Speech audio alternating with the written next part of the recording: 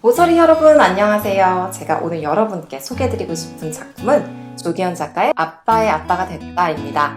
정말 제가 너무 감명 깊게 읽었고요. 그동안 외면하고 있던 세계에 대한 시야를 확장시켜준 책이라 저희 구독자 여러분들도 꼭 한번 읽어보셨으면 해서 이렇게 리뷰를 결심하게 되었어요. 제가 이 책을 읽고 정말 빈말이 아니고요. 오래 읽었던 다른 소설이나 문학작품이 살짝 시체졌다라는 느낌을 받았습니다. 사랑, 이별, 그리움 이런 여태까지 숭고하다라고 여겨졌던 감정들이 현실의 진짜 문제들을 직면하게 되면서 뭐랄까 조금 배부른 고민 같이 느껴지더라고요. 나 이렇게 계속 살아도 되나 라는 생각이 들 정도로 제 스스로를 좀 돌아보게 되었고요. 이 연대라는 가치에 대해서도 다시 한번 살펴보게 되는 계기가 되었어요. 특히 저처럼 이 돌봄이라는 키워드에 대해 다소 생소하게 느끼시는 분들이나 아니면 여태까지 내 일은 아니야 라고 생각하셨던 분들이 있다면 정말 꼭 한번 읽어보셨으면 하는 책입니다. 이 책은 작가가 20살에 자신의 아버지의 보호자가 되면서 겪게 되는 실제 이야기를 다루고 있습니다. 돌봄에 대해 직접 뼈저리게 느낀 지난 9년간의 이야기를 다루고 있었는데요. 여러분들은 이 돌봄이라는 단어를 들으면 어떤 느낌이 드시나요? 이 돌봄이라는 단어를 사전적으로 찾아보면 건강한 생활을 유지하거나 증진하고 건강의 회복을 돕는 행위. 쉽게 말해서 몸이 불편한 약자를 위해서 사람들이 행하는 간병 활동을 의미하고 있죠. 물론 이미 이런 사회 문제에 대해서 혹은 돌봄이라는 이슈에 대해서 익숙한 분들도 있겠지만 저 같은 경우에는 이런 문제에 대해서 직접적으로 당면한 적이 거의 없었던 것 같아요. 만약에 뭐 할아버지 할머니가 좀 편찮으시다라는 이야기를 들으면 그건 내 일이 아니라 우리 엄마 아빠의 목? 이런 식으로 좀 철딱서니 없게 생각했던 것도 같은데요. 근데 이 책을 읽고 나니까 아픈 누군가를 돌본다라는 것은 사회 구성원이라면 응당 함께 고민해야 될 이슈였더라고요. 그래서 그동안 무관심했던 저의 어떤 태도에 대해 반성을 해보는 계기가 되었고요. 또 납작하고 간편하게 머리로만 알고 있었던 이런 돌봄 문제들을 구체적이고 또 심도 있게 이해하게 되었던 것 같습니다. 자, 그렇다면 과연 어떤 내용이 이 책에 들어있을지 내용에 대한 이야기를 해보도록 할게요. 당시 20살이었던 조기현 작가는 영화도 만들고 싶고 댄서도 하고 싶은 아주 꿈 많은 청년입니다. 어느 날 그는 전화 한 통을 받아요. 건설 현장에서 일을 하던 아버지가 갑자기 쓰러졌다라는 소식이었죠. 아버지의 입원 수속을 밟기 위해서 그가 가장 먼저 필요했던 것은 다름 아닌 병원비 지불을 위한 연대 보증인이었습니다. 갓 20살의 조기현 작가는 연대 보증인이 될 수 없었어요. 연대 보증인이 되기 위해서는 만 나이로 24살이 넘어야 했던 것이었어요. 그는 친척들에게 연락을 해서 이 연대 보증인이 될 것을 부탁을 합니다. 하지만 그를 도와주는 사람이 아무도 없었죠. 병원 내의 사회복지과를 가서 상황을 설명하니 긴급복지 지원을 신청하라는 솔루션을 받습니다. 하지만 그것도 알아보니 아버지가 실비를 가진 자로서 지원금을 받을 수 없었던 대상이었어요. 그래서 그 다음 단계로 신청한 것이 바로 기초생활수급자였는데 그것도 사실은 해당이 되지 않는 상황이었습니다. 말하자면 그런 어떤 복지 정책에서의 사각지대에 놓여 있었던 거였는데요. 망연자실해하는 그에게 사회복지과 직원이 사회복지 공동모금회에 사연을 보내면 조기현님의 그런 사연을 심사해서 지원금을 받을 수 있다라는 이야기를 해요. 하지만 이 일은 자신의 이야기를 구구절절히 설명을 해야 되고 가난을 이야기를 해야 되고 불쌍한 사람이 되어야지만 돈을 받을 수 있는 상황이었던 것이죠.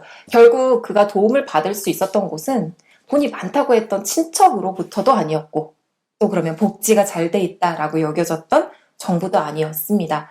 결국은 자신의 손으로 집의 보증금을 빼서 병원비를 일부 충당을 했던 것이죠. 이런 조기현 작가의 노력에 의해서 아버지는 병상에서 기력을 회복하셨지만 예전과 같이 일을 할 수는 없었어요. 그러다 보니 작가가 가족의 생계를 책임을 지게 되고 군대를 갈 나이가 되었습니다. 아버지도 보살필 수 있는 방법을 찾으면서 군복무도 해야 되는 상황 속에서 그는 2년 10개월 동안 산업기능요원이 되기를 자처하게 되죠. 주 6일 출근에 오후 10시 퇴근인 굉장히 고된 임무였지만 그나마 월급도 꼬박꼬박 들어오고 주말에는 집을 갈 수 있다라는 장점이 있다라고 생각을 했었어요. 여러분 상상할 수 있습니까? 주 6일 출근에 10시까지 일하는 그런 삶 굉장히 열악하죠. 작가는 초인적인 힘을 발휘를 해서 그 일을 해내게 됩니다. 이렇게 열악하지만 그 삶에 어느 정도 적응을 하고 안정기가 찾아올 무렵 아버지는 다시 심근경색으로 쓰러지시게 됩니다. 3년 만의 일이었어요. 그가 사경을 헤매는 와중에도 작가는 돈과 회사의 눈총에 시달려야만 했는데요. 그동안 절대 깨고 싶지 않았다라고 생각했던 적금도 깨고 자신이 하고 싶은 일에서 또다시 몇 발자국씩 멀어짐을 느끼게 됩니다. 이 부분을 읽으면서 굉장히 탁월한 그런 표현을 보게 되었는데요. 아버지를 돌보는 일은 굉장히 버거운 과제였지만 아버지의 보호자로서만 그는 인간의 지위를 얻는다라는 아이러니한 표현을 하게 되면서 약간의 울림을 줬던 것 같아요. 작가는 자연스럽게 관련된 정책들에 관심을 갖게 되었고요. 그런 정치를 하는 진보당원의 당원이 되기도 합니다. 그러다 보니 자연스럽게 서울시 청년허브에서 시행하는 뉴딜 일자리 사업에 지원을 하면서 시민단체에서 일을 하게 되었는데요. 실질적으로 사회에 도움이 될 수 있다는 생각에 열의에 차서 시작을 했지만 사실 생각했던 것과는 굉장히 다르게 상황이 흘러갑니다. 그가 느꼈을 때 이 단체는 마치 이 단체를 운영하는 대표의 명예를 위해 기능되고 있는 것 같았기 때문이었어요. 작가는 이렇게 이야기를 합니다. 나눔이니 공생이니 하면서 좋은 가치에 기생해 삶을 유지하고 타인을 배려하지 않으면서 자기 혼자만의 더 나은 삶을 살 수 있는 자리에 오르는 현실에 대한 환멸을 느꼈다고요. 결국 그는 시민단체 일을 그만두고 다시는 그곳으로 돌아가지 않으리라 라고 다짐을 하게 됩니다. 그보다는 영화로 혹은 이렇게 글로 이 돌봄의 문제를 세상에 알리리라 라고 다짐을 하죠. 그러는 동안 또 그는 아버지와 자신의 주소를 분리하게 되면서 아버지를 기초수급자로서 지원을 받을 수 있게 합니다. 그래서 그가 받았던 돈은 한 달에 99만 3천 원. 여전히 여러분 넉넉한 돈은 아니죠. 하지만 아버지를 알코올 중독을 치료할 수 있는 병원에 입원을 시키게 되었고 그렇게 하면서 얻은 자신의 시간을 통해서 영화 공부에 매진을 할 수 있게 돼요. 그러니까 절대적인 시간이 남들보다 부족하다라는 생각이 항상 있었기 때문에 그리고 또 언제 아버지가 또 아프실지 모른다. 자기를 필요로 하실지도 모른다라는 생각이 있어서 하루하루를 정말 치열하게 살아냅니다. 그가 아버지에게 드리고 싶은 삶이란 이런 거였어요. 움직거리고 사람들 만나고 혈액순환 잘 되게 술도 한잔하고 배부르게 고기도 먹고 일을 하면서 사는 그런 삶. 여러분 너무나 평범한 일상 아닌가요? 그런데 저한테는 너무나 평범한 일상이 어떤 사람에게는 타인의 도움 없이는 정말 힘든 그런 삶이었습니다. 그렇다면 여러분 또 이런 생각이 들어요. 정말 작가는 위대한 효자구나.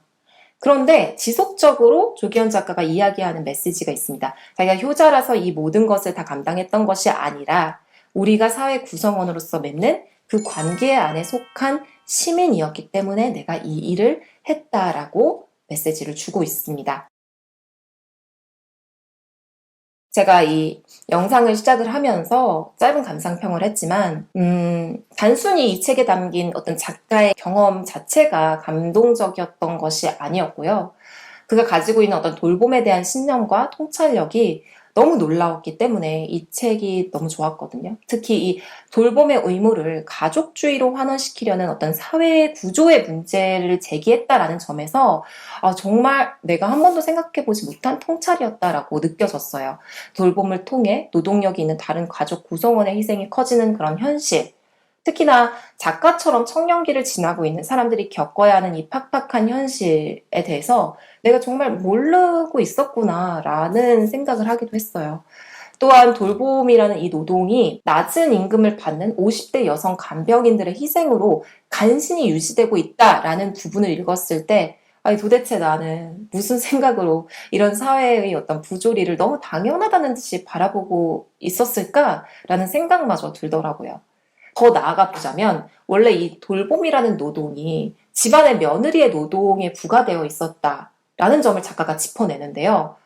시아버지가 아프시면 며느리가 간병을 하는 것이 정말 당연한 것처럼 여겨졌다라는 그 얘기를 읽었을 때 정말 뒤통수를 탁 맞은 것 같았어요. 이쯤 되면 여러분들 이렇게 생각하시겠죠. 아니 그럼 누가 도대체 아픈 사람들을 위해 책임을 져야 한다는 거냐. 당연히 가족이 해야 되는 것이 아니냐라는 질문이 생기실 거예요. 근데 작가는 이렇게 얘기를 합니다. 이 돌봄의 문제에 대해선 사회 구성원 모두가 참여하고 관심을 가져야 한다라고 말이죠. 결국 이는 개인의 어떤 희생에 기대는 것이 아니라 시스템적으로 구축되고 지지되어야 할 것, 즉 복지 정책들이 필요한 부분이다라고 피력하고 있습니다.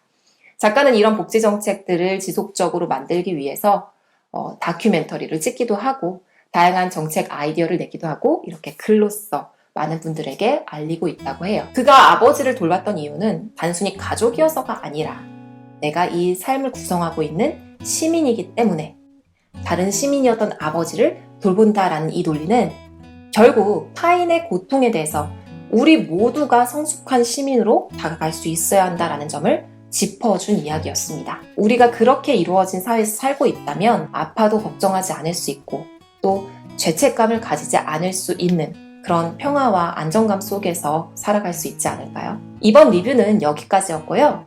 책의 내용을 많이 리뷰하긴 했어도 작가님이 선택하신 어휘와 표현들도 굉장히 주옥같습니다. 그래서 여러분께 정말 강추하는 작품이고요. 더보기란에 이 책을 사실 수 있도록 링크도 심어놨으니까 정말 꼭 한번 읽어보시길 강추하겠습니다. 그리고 이 책 말고도 작가님이 쓰신 책들이 여러 가지고요. 이번 1월에도 신간을 준비하고 계신다고 해요. 그래서 앞으로도 여러분들께서 이런 조기현 작가님의 작품들을 좀 많이 읽어보시면서 사회에 대한 어떤 지평을 넓혀가실 수 있으면 정말 좋겠습니다.